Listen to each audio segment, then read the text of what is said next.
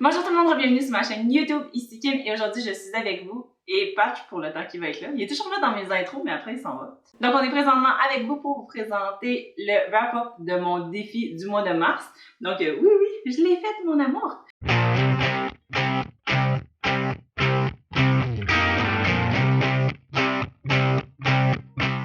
Donc j'ai réussi à lire 6 classiques, j'en ai DNF 2 aussi. Donc si ça vous intéresse de savoir quels classiques j'ai lus et lesquels valent votre temps, restez avec nous. Donc, je vais vous les présenter en ordre du pire au meilleur. Donc, je fais jamais ça ranké d'habitude. Mais là, c'est des classiques, on va se gâter. Puis, je veux vraiment que vous ayez une opinion honnête et juste. Le premier que j'ai lu et que j'ai détesté, ça a été The Catcher in the Rye par J.D. Salinger, qui se trouve à être l'histoire de Holden Caulfield. Je vous avais dit, il s'en va. Bon, ben, on l'a perdu. Donc, on se plonge vraiment très facilement dans cette histoire-là écrite au jeu, mais je trouve que c'est plus tard, ça a commencé à mériter sa voix. Il jugeait tout le monde, il était juste désagréable, il se prenait pour un autre. Je sais qu'il a comme 16-17 ans puis qu'il se prend pour un adulte, mais moi, c'est venu me chercher parce que ça me gossait plus que d'autres choses. En plus, il y avait plein de répétitions qui étaient à la fois agaçantes puis à la fois ça rendait le personnage crédible, qui utilise toujours les mêmes expressions puis tout ça. Mais c'est ça, dans le fond, l'histoire commence où ce qui se fait kick-out de ce pensionnat-là très réputé, c'est pas la première fois. Et donc, puisqu'il dit pas encore à ses parents, il va aller au centre-ville de New York pour se promener, puis c'est ça, se prendre pour un adulte. Donc, non, ça n'a pas passé avec moi, j'ai pas connecté avec le personnage principal. Le seul moment que j'ai apprécié dans ce livre-là, c'est le moment où on comprend la signification du titre, mais ça, c'est vraiment plus tard, puis j'ai dû voir des analyses pour comme être sûre que j'avais bien compris ce que j'avais compris. Donc, non, ça a été un 2 étoiles pour moi. Je ne le recommande vraiment pas. Le prochain livre en 5e position, ça se trouve à être The Poetry of Emily Dickinson, donc tout son travail puisqu'elle était poète.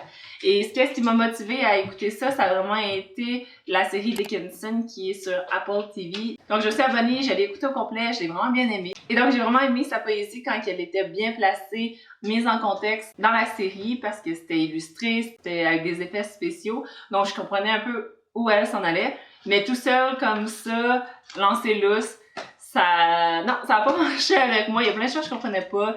J'avais l'impression de regarder une toile qui était quand même belle, mais que je comprenais pas la signification. Puis je suis pas en train de dire que pour qu'une œuvre soit belle ou bonne, il faut que tu la comprennes, c'est pas ça du tout. Mais dans ce cas-ci, ça n'a eu aucune émotion sur moi, puis je trouvais que c'était long.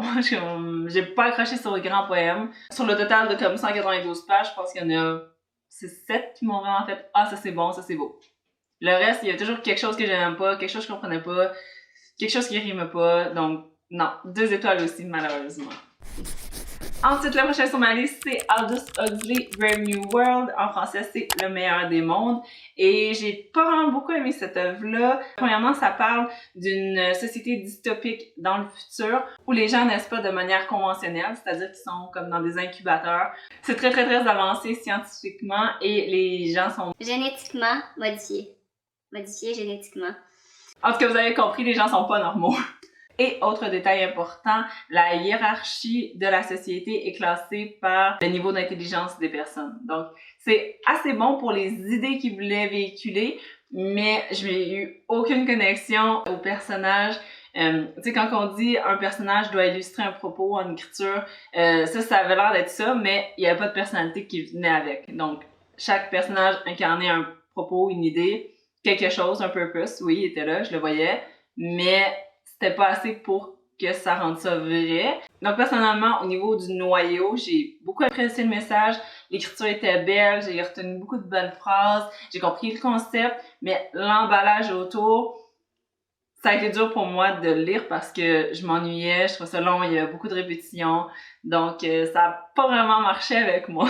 Donc même si j'étais vraiment impressionnée par les avancées technologiques que l'auteur a imaginées dans ces années-là, même si j'ai trouvé que le message de la fin était fort, rendu à la fin, je ne carais plus vraiment pour les personnages, pour qui que ce soit.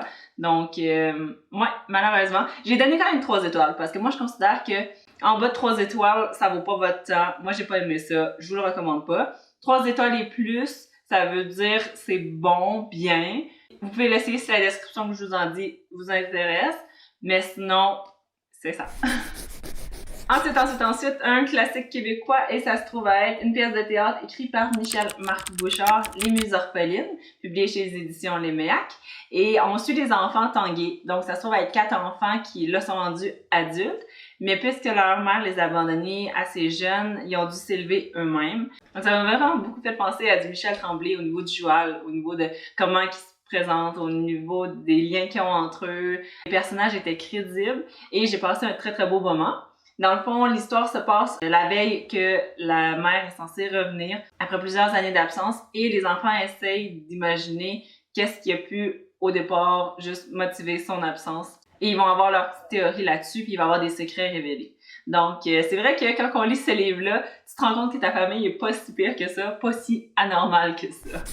Ensuite, avant de vous présenter ma position 2 et 1 qui ont eu une note ex aequo, je voulais vous parler de 2 livres que j'ai DNF, donc Did Not Finish, parce que c'était pas bon, parce que j'étais pas dedans.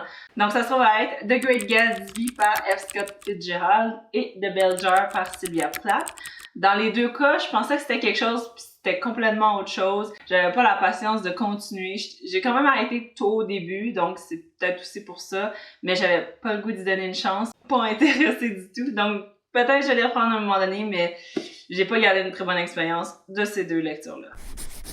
Finalement, on arrive au bottom 2. Donc, en fait, les 2 ont eu la même note, donc je vais pas les ranker entre eux.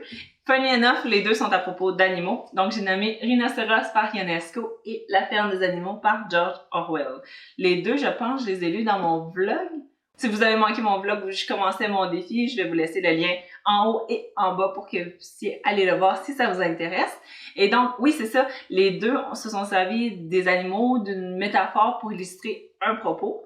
Dans le cas de George Orwell, on raconte les histoires de la ferme des animaux. Et donc, les animaux qui vont se rassembler vont réaliser à quel point ils sont vraiment des esclaves pour l'humain, l'ennemi, qui, dans le fond, abusent d'eux toute leur vie, puis à la fin, ben, ça finit pas à leur avantage, mettons. Justement, le plaidoyer du début sur les animaux, ça m'a comme tellement touchée. Le livre est vraiment, vraiment bon. La première fois que je l'ai lu, je vous avouerai, il y a quelques années quand même, j'ai rien compris. Pas rien, mais comme j'ai pas compris tout ce qu'il voulait dire. Ce qui avait pas aidé, c'est que j'avais entendu des phrases d'analyse avant, puis j'arrivais pas à faire le lien avec qu'est-ce que j'avais lu. Mais je suis tombée sur la version graphic novel de l'œuvre qui a été en plus abrégée. Et là, c'était vraiment beau, vraiment visuel. Le message était clair. J'ai vieilli aussi. Là, je l'ai beaucoup aimé. Donc, c'est pour ça que j'ai donné la chance à l'œuvre intégrale et je l'ai relue en une journée. Puis là, je suis tombée en amour. C'est vraiment le fun de voir comment que les animaux s'auto-géraient parce que dans le livre, ils vont réussir à faire fuir les humains et prendre contrôle de la ferme. Donc, c'est le fun de voir les politiques, comment le leadership fonctionnait, comment certains vont accéder au pouvoir, puis régner aussi, soit dans un climat de terreur, soit dans un climat d'entraide. Donc, c'est 2 styles vraiment très différents de gestion. Puis, j'ai aimé aussi comment le ton virait rapidement ironique, puis sarcastique. Parce que le style très naturel puis simple de l'œuvre, on parle quand même d'animaux, ça permet en plus d'accentuer le propos. On était vraiment concentrés là-dessus. Puis la fin était vraiment ironique. C'est intéressant de voir que l'auteur s'est basé sur des figures politiques qui ont vraiment existé. Par exemple, les personnages des cochons qui étaient les leaders, Sage l'Ancien qui était comme Marx, Boule de Neige qui était comme Trotsky, et Napoléon qui était comme Staline. Donc j'ai trouvé que c'était une œuvre super bien exécutée, puis la fin faisait vraiment écho à des parties de propos de 1984. Donc je vous le recommande vraiment 100%. Si vous n'êtes pas sûr d'aimer ça, mais vous êtes intéressé par l'œuvre, essayez le livre graphique, ça va prendre 1 heure de votre temps, versus le livre intégral qui va prendre 2-3 heures de votre temps. Donc, il vaut la peine. Et finalement, Rhinocéros, ça se trouve être la 2e œuvre de Ionesco que je lis. La première fois, c'était La cantatrice chauve que j'ai lu 2 fois. Celui-là, j'étais vraiment surprise parce que vu que je connaissais la cantatrice, je m'attendais à quelque chose d'hyper absurde, qui faisait pas tant de sens, puis c'est correct comme ça. Mais dans ce cas-ci, qui est également une pièce de théâtre, on est vraiment dans quelque chose d'autre. L'auteur avait vraiment quelque chose à dire. On va commencer par ça parle de quoi? C'est l'histoire de Béranger qui est un gars un peu tout croche, il est un peu paresseux, il fait son affaire. Puis là, il va rencontrer son ami Jean qui est comme plus droit, plus homme d'affaires au café de la ville. Puis c'est au moment où il va y avoir plein de gens qui commencent à se transformer en rhinocéros.